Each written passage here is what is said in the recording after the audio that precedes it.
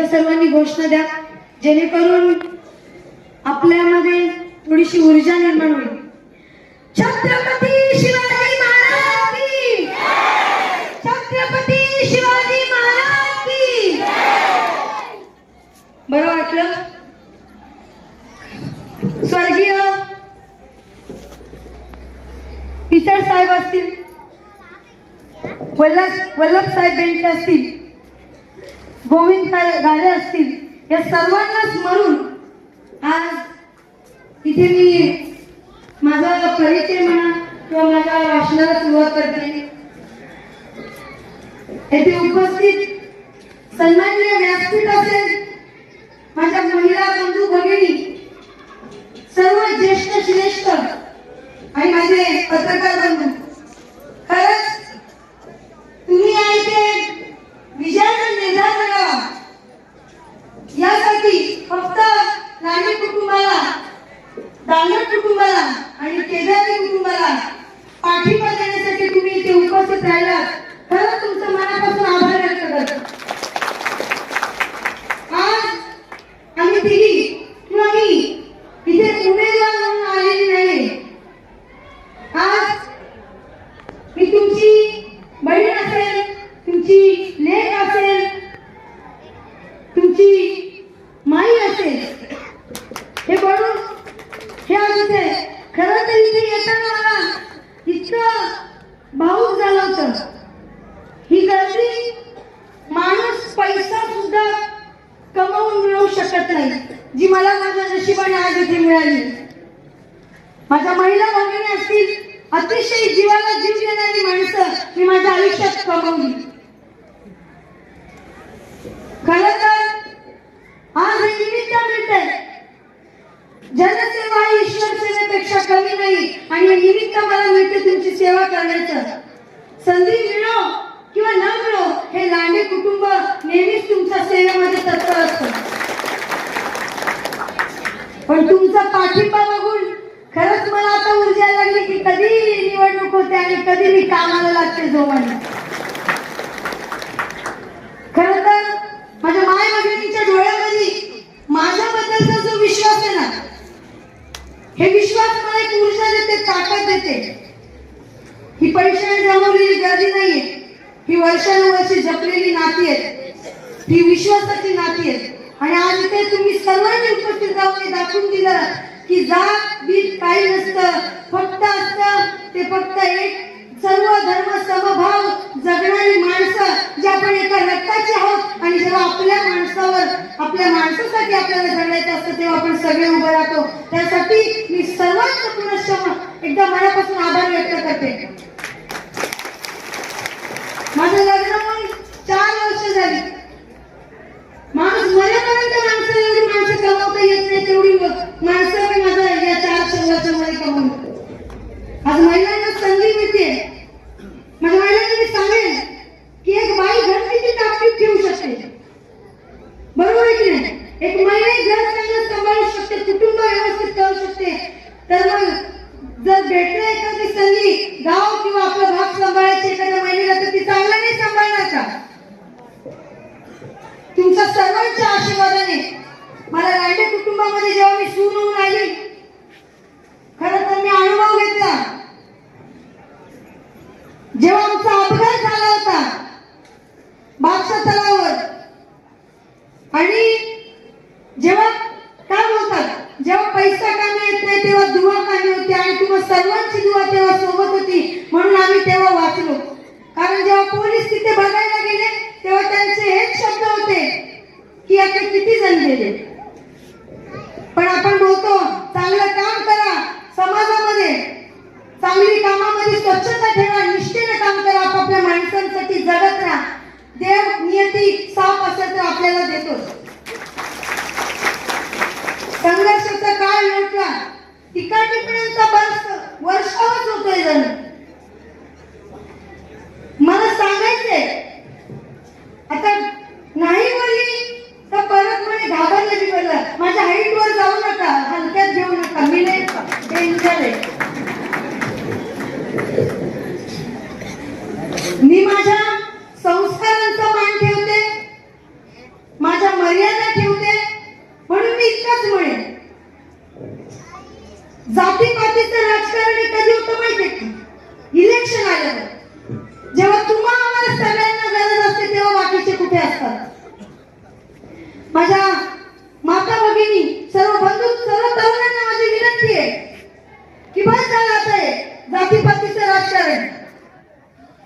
कारण एक माणूस चांगलं काम करतोय त्याला अडवणारे 100 आहेत, तर का फक्त आपल्या भागाचा विकास होऊन द्यायचा नाही? कधी हा विचार केला का सगळ्यांनी की हा माणूस करतोय चांगला तर त्याला हाताला हात धरून आपण सगळ्या भागाचा विकास करू? कोणाची बघण्याचा दृष्टिकोन बदलला असता, पण नाही. शेवटी काय म्हणतो आपण? आंब्याच्याच झाडाला दंड पडतो, बाबळीच्या नाही पडतो.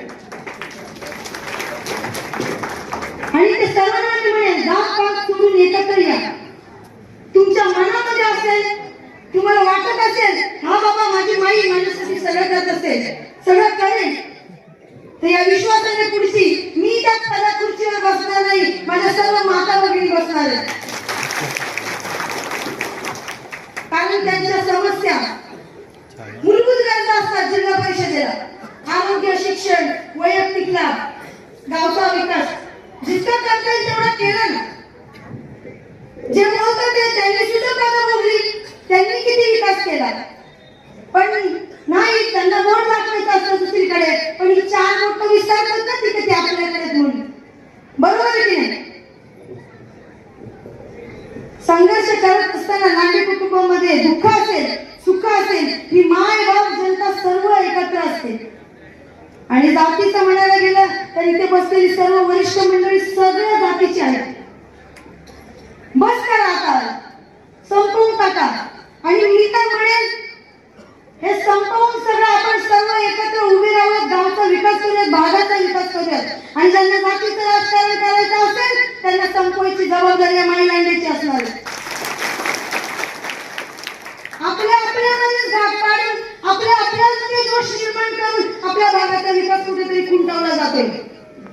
मला कोणाच्या वैयक्तिक आयुष्यावर बोलायचं नाहीये, पण समोरचा उमेदवार स्वतःची बाजू मांडता येत नाही. तुम्ही माझ्या महिलांचं काय मान सन्मान करणार? तुम्ही वकील ठेवले पैसे देऊन की तुमच्या वतीनं म्हणतील ही महिलांनी तुमच्या वकिलांना आणि तुम्हाला सगळ्यांना एकटी कापली.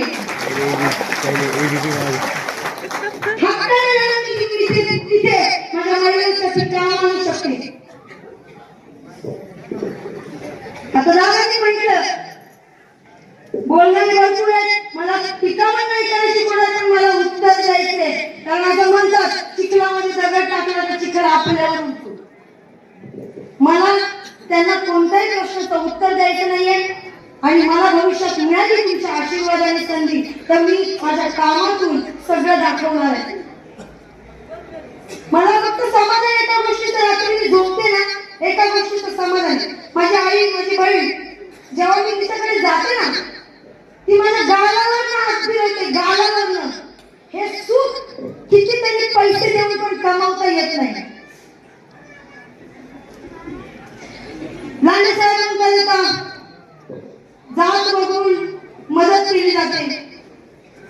जेव्हा अपघात होतात तिथे जात बघून मदत केली जाते का?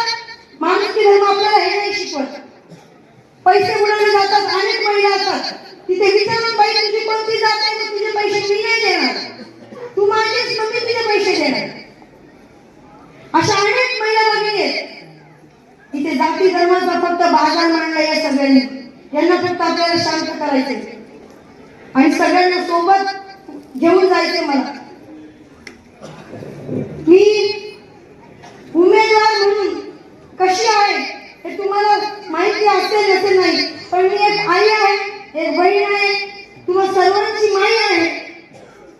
आपल्या भागामध्ये जिल्हा तालुक्याचे माजी आमदार अतुलदादा बेनके यांच्या माध्यमातून अनेक कामे झाली. खरं तर जसं सांगितलं आता सगळ्यांनी, मला सांगू वाटतंय की साहेबांना पुनश्च आमदार करायची जबाबदारी आपल्या सर्वांची आहे.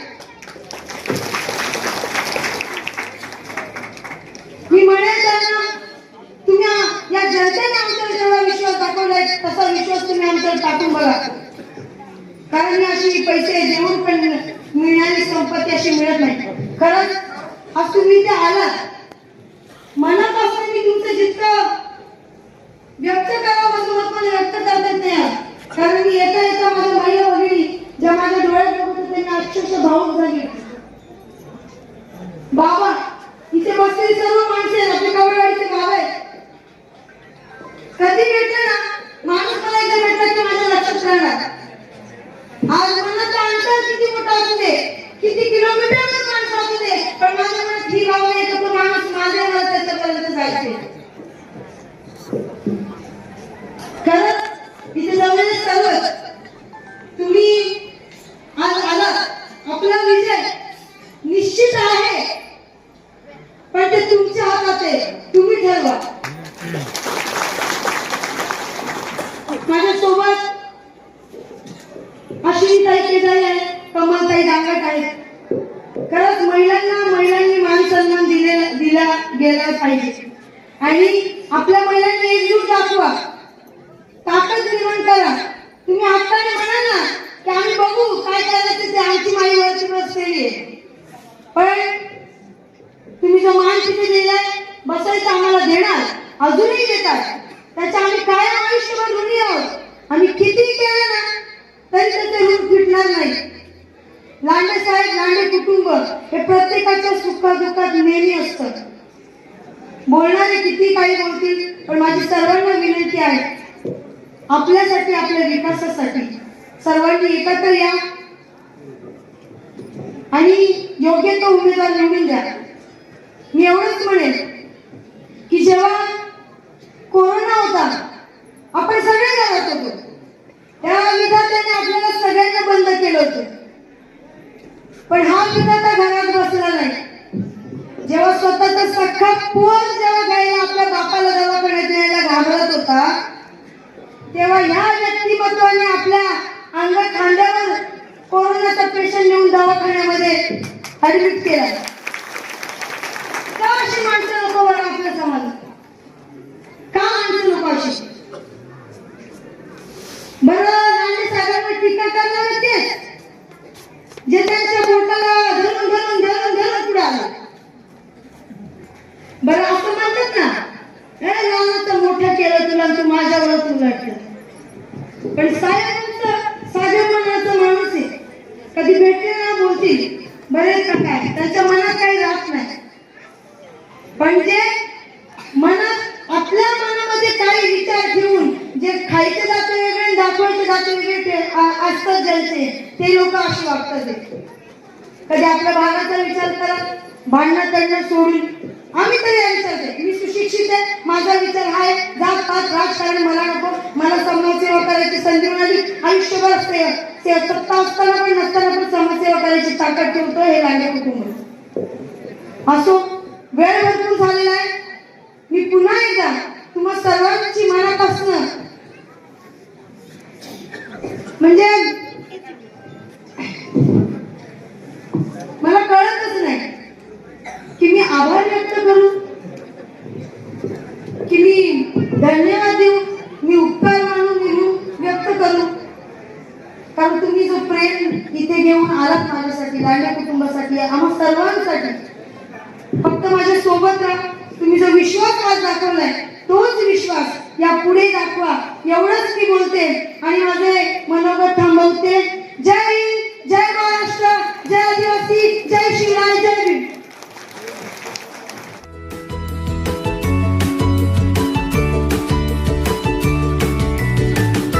बातम्या शेतीच्या, बातम्या मातीच्या, बातम्या अन्यायाच्या, गुन्हेगारीच्या,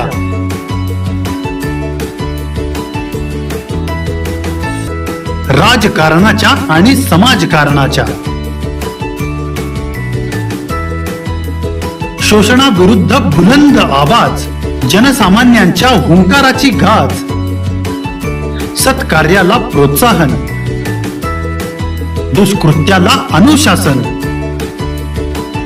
निर्भीड, निस्पृह, सडेतोड, बेधडक आणि रोखठोक म्हणजेच विघ्नहर टाइम्स. शोध बातमीचा, ध्यास सत्याचा. आपलं चॅनल, आपली बातमी. सबस्क्राईब तर कराच, पण बेल आयकॉनवर क्लिक करायलाही विसरू नका.